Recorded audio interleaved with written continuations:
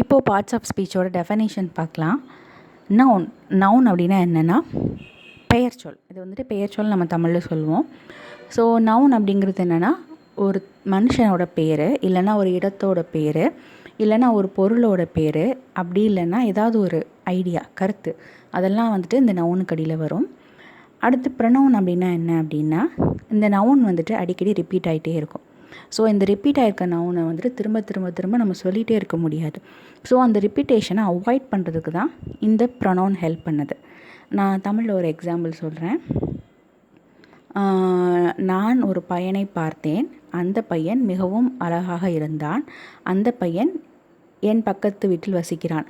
So அப்படின்னு நம்ம ஒரு சென்டென்ஸ் இருக்குதுன்னு வச்சுக்கோங்களேன். ஸோ அப்போ நான் ஒரு பையனை பார்த்தேன், அந்த பையனுக்கு பதிலாக நம்ம என்ன யூஸ் பண்ணுவோம்? அவன் அழகாக இருந்தால் அவன் என் பக்கத்து வீட்டில் வசிக்கிறான். ஸோ நம்ம அந்த பையன் அப்படின்னு சொல்லிட்டு நம்ம திரும்ப திரும்ப சொல்லிகிட்டே இருக்க மாட்டோம்.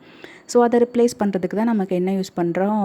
ப்ரொனவுன் யூஸ் பண்ணுறோம். அது தமிழில் வந்துட்டு அவன் ஒரு பையன் அப்படிங்கிறதுக்குரிய ப்ரொனவுன் வந்துட்டு அவன். ஸோ அதே மாதிரி ஒரு நவுனுங்கிறது ஒரு பாய். ஸோ அந்த பாயை வந்துட்டு திரும்ப திரும்ப திரும்ப பாய் பாய் பாய் பாய்ன்னு ரிப்பீட் ஆகிட்டே இருக்காது. ஸோ ரிப்பீட் ஆனால் நமக்குமே வாசிக்கிறதுக்குமே நல்லா இருக்காது. அதனால் அதை ரிப்ளேஸ் பண்ணுறதுக்காக வந்தது தான் இந்த ப்ரொனவுன். அதை ரிப்ளேஸ் பண்ணுறதோட வேலை யாரோடதுன்னா ப்ரொனவுனோடது.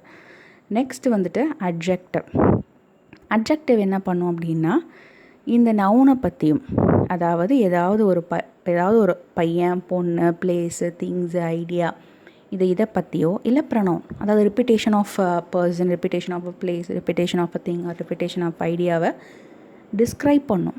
அவங்க எப்படி இருந்தாங்க, என்ன குணாதிசயத்தோடு இருந்தாங்க, பார்க்குறதுக்கு எப்படி இருந்தாங்க, பழகிறதுக்கு எப்படி இருந்தாங்க, எல்லாத்தையுமே ஒரு நவுன் ஒரு ப்ரொனவுனை வந்துட்டு டிஸ்கிரைப் பண்ணுற வேலை யாரோட வேலைன்னா அட்ஜெக்டிவோட வேலை.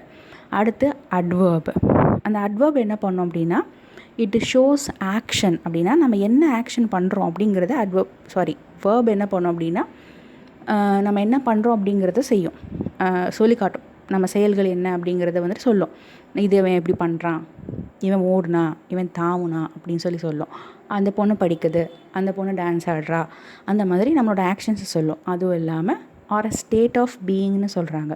ஸ்டேட் ஆஃப் பீயிங்னா நான் டாக்டராக இருக்கேன், நான் டீச்சராக இருக்கேன், அவன் நல்ல பையனாக இருக்கான். ஸோ அந்த மாதிரியான விஷயங்களை வேர்பு பார்த்துக்கும்.